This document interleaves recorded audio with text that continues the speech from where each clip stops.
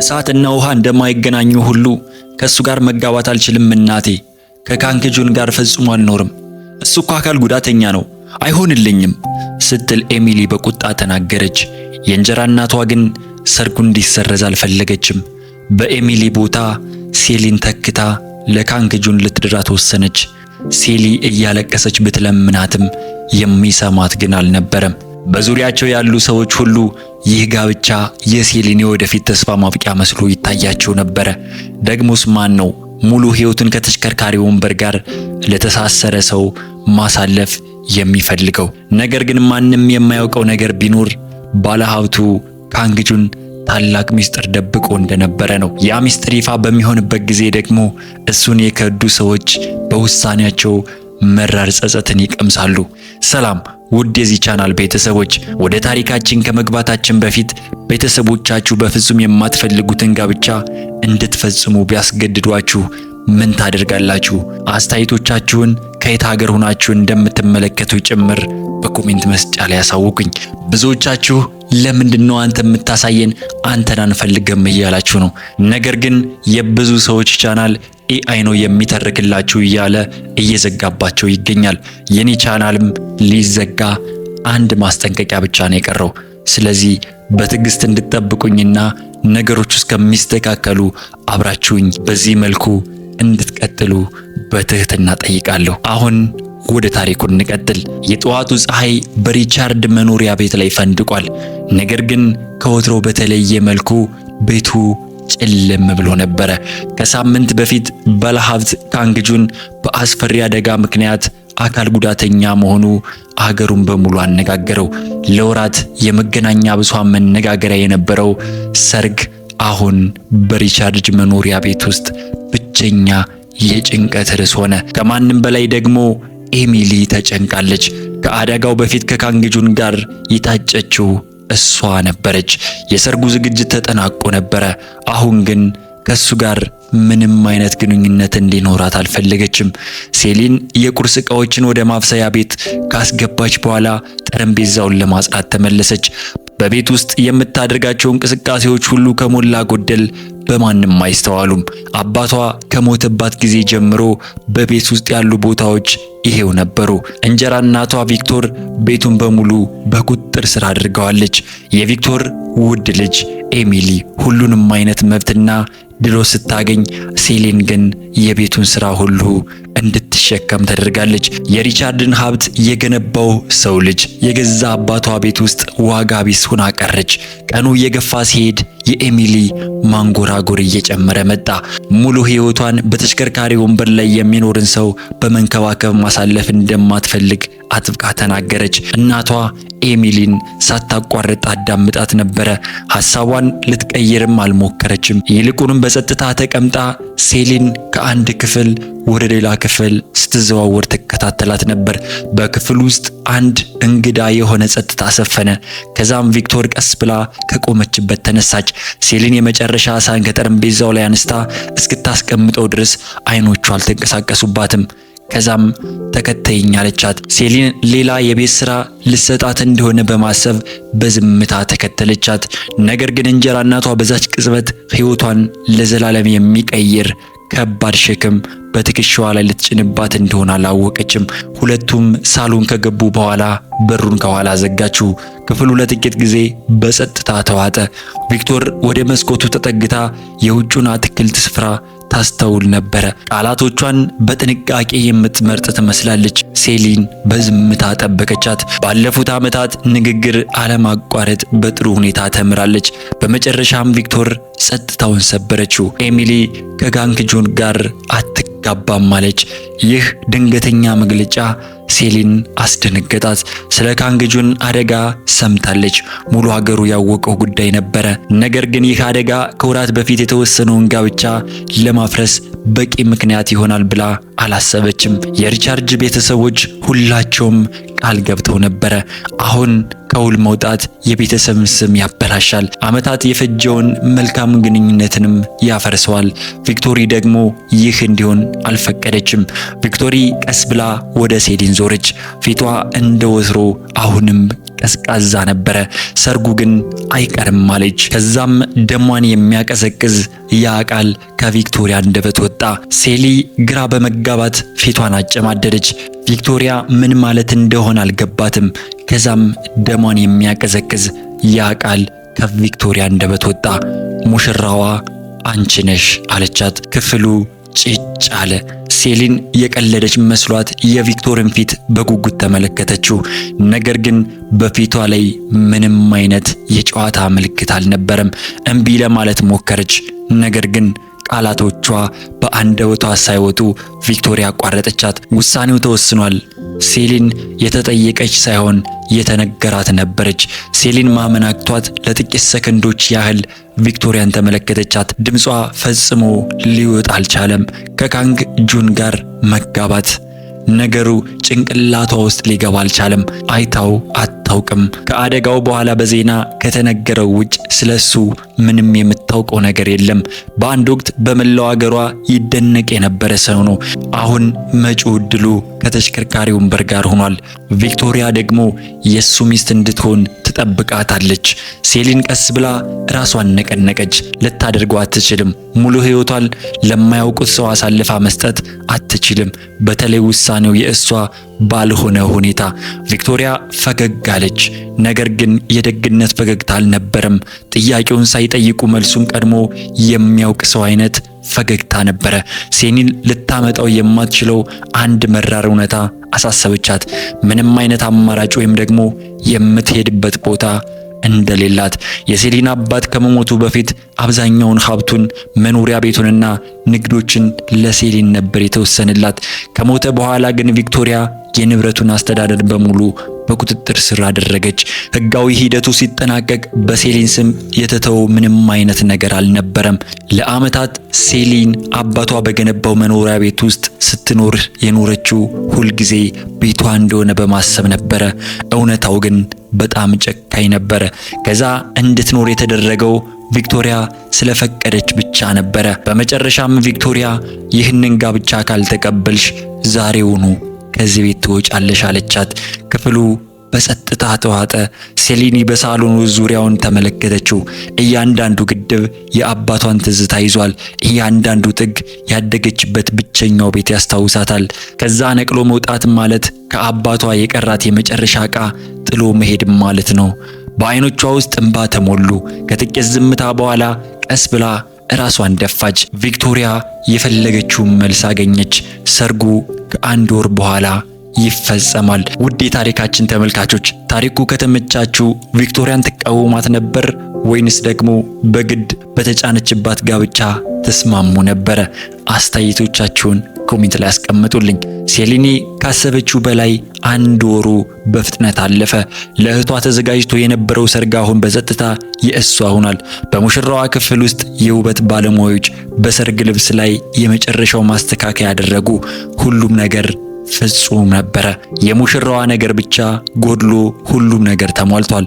መስታወት ውስጥ የሚታየው ምስል ውብ ቢሆንም በዓይኖቿ ውስጥ ግን ምንም አይነት የደስታ ስሜት አይታይም።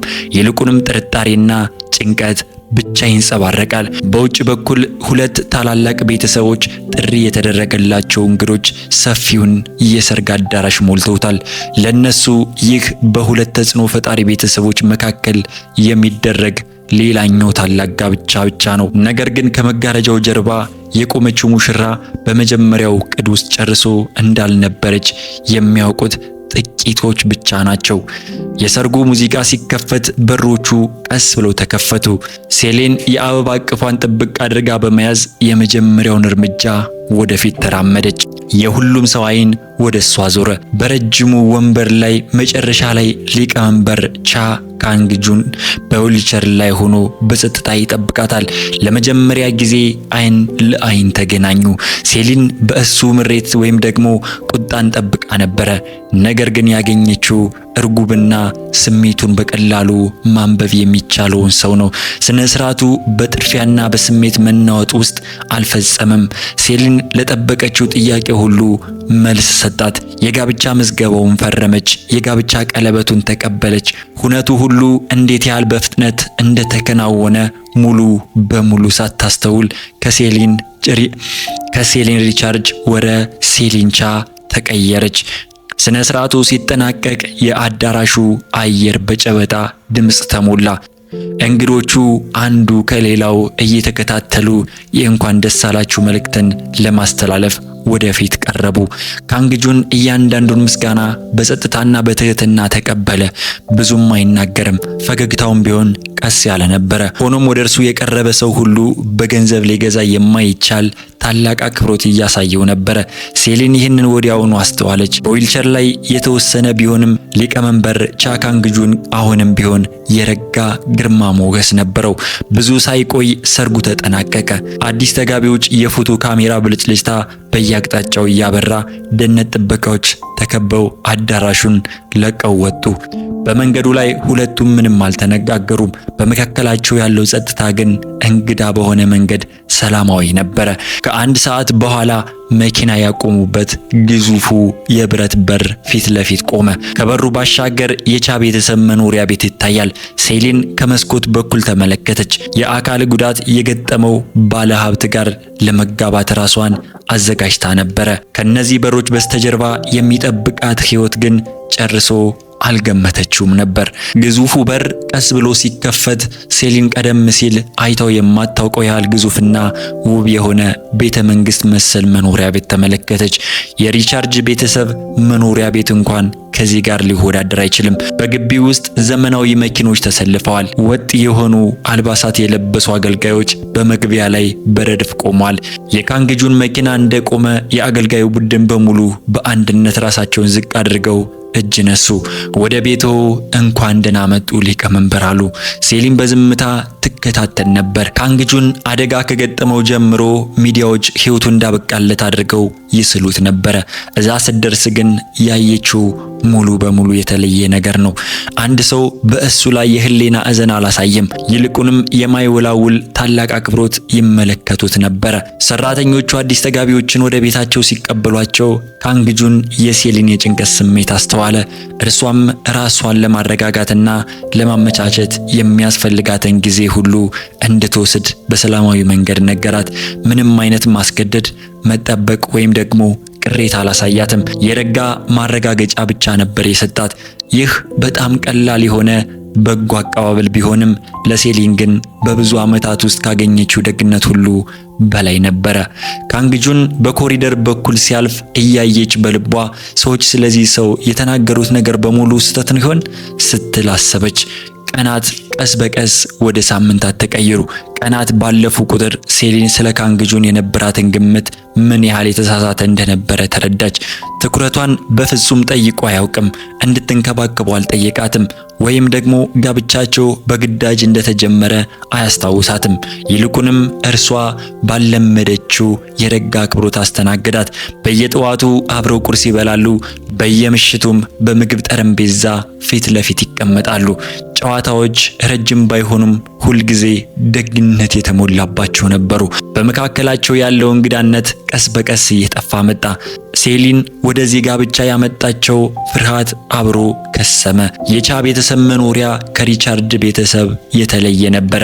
እዛ ምንም አይነት አስቸጋሪ ቃላትና የማይችሉ ሰዎች የሉም። ማንም ሰው የተጠላች እንደሆነች እንዲሰማት አላደረጋትም። በብዙ ዓመታት ውስጥ ለመጀመሪያ ጊዜ ቤት ማለት ለመኖር የምትታገልበት ቦታ ሳይሆን በደስታ የምትኖርበት ስፍራ ሆኖላታል።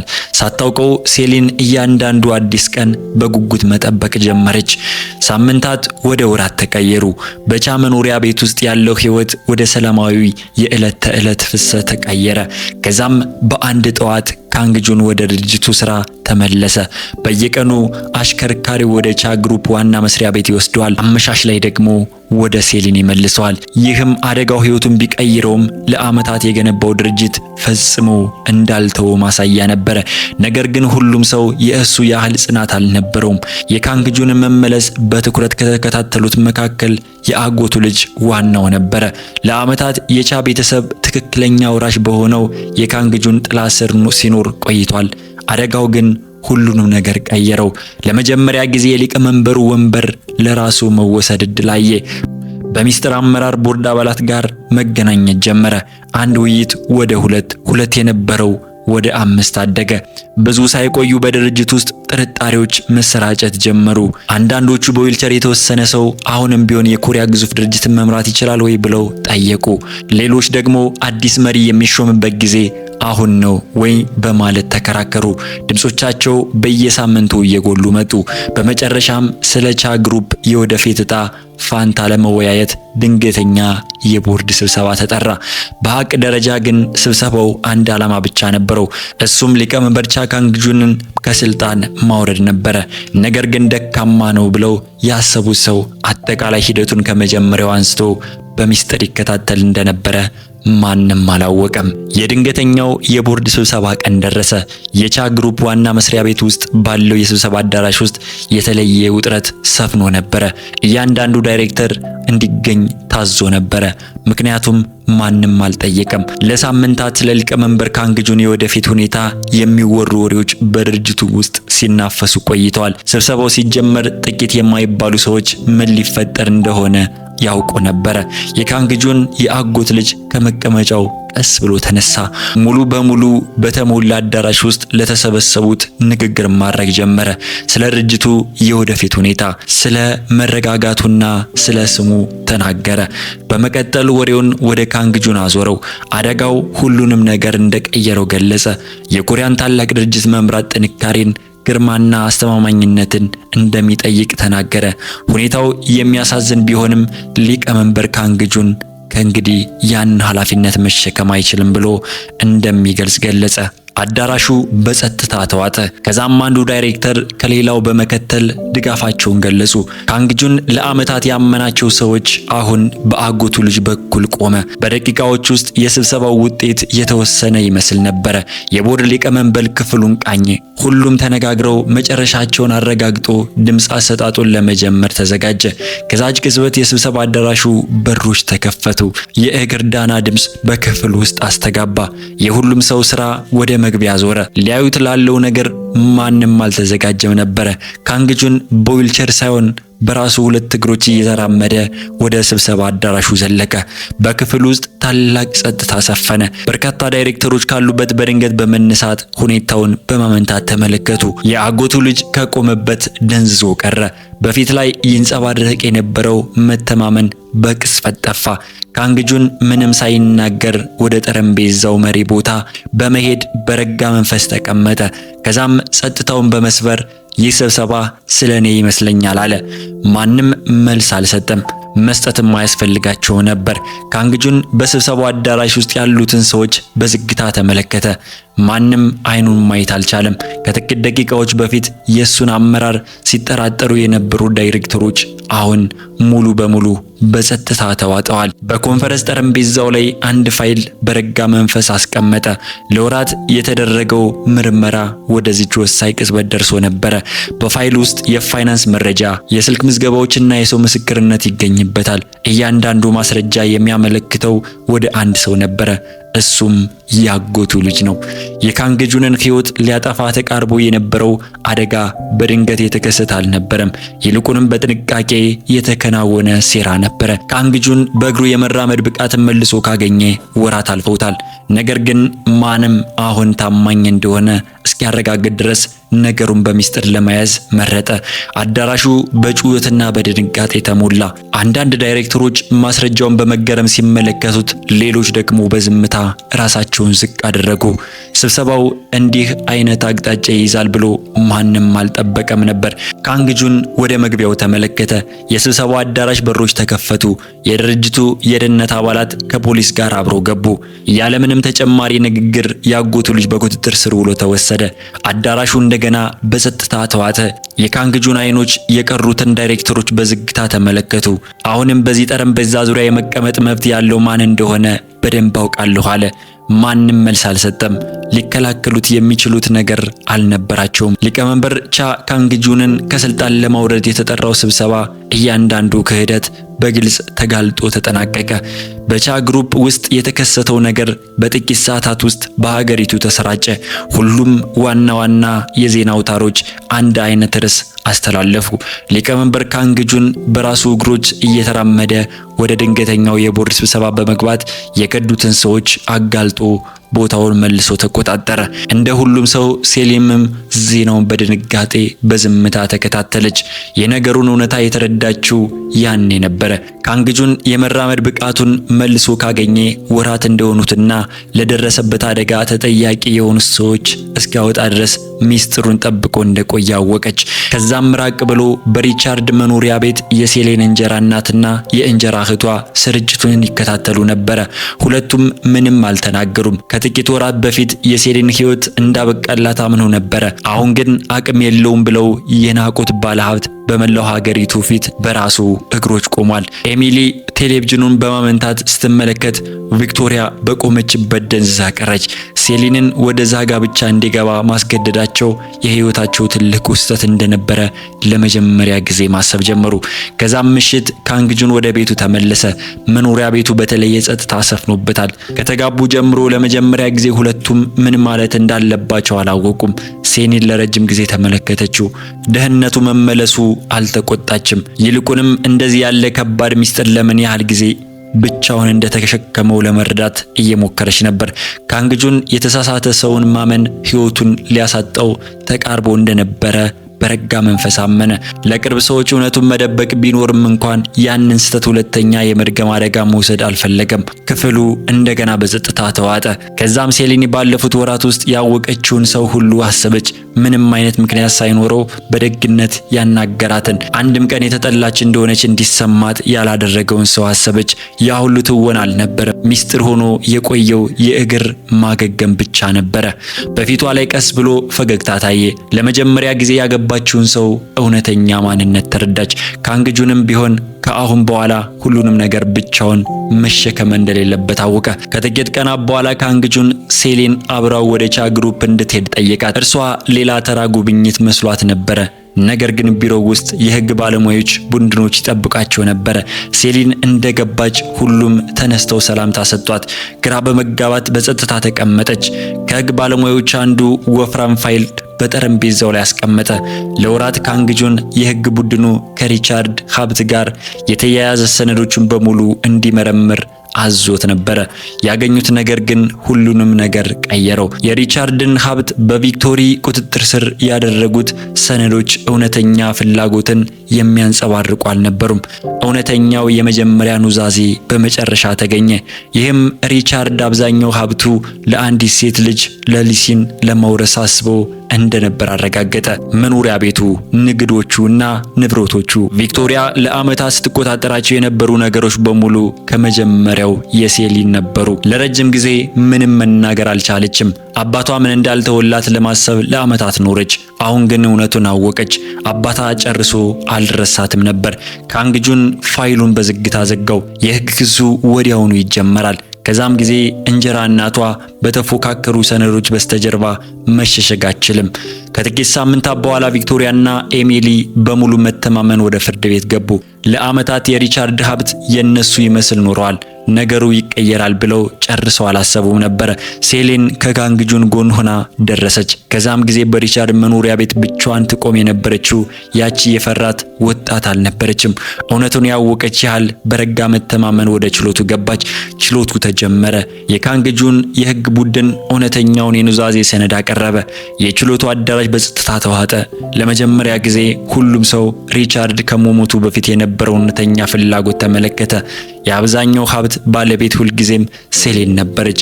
ቪክቶሪያ ለዓመታት ስትጠቀምባቸው የነበሩ ሰነዶች የሐሰት እንደሆኑ ወዲያውኑ ተረጋገጡ። በሪቻርድ ሀብት ላይ የነበራት ጥያቄ በአንድ ፈረሰ። የሚከላከሉት ምንም ነገር አልቀረም። ሳይቆይ ዳኞቹ የመጨረሻውን ውሳኔ አስተላለፉ። ከሴሌን ተወስዶ የነበረው እያንዳንዱ ንብረት፣ ንግድና ሕጋዊ መብት ወዲያውኑ እንዲመለስላት ተወሰነ። ቪክቶሪያ ከቆመችበት ደንዝዛ ቀረች። ኤሚሊ የሰማችውን ማመን አልቻለችም። ለዓመታት ይዛው የነበረው ነገር በሙሉ በአንድ አፍታ ጠፋ።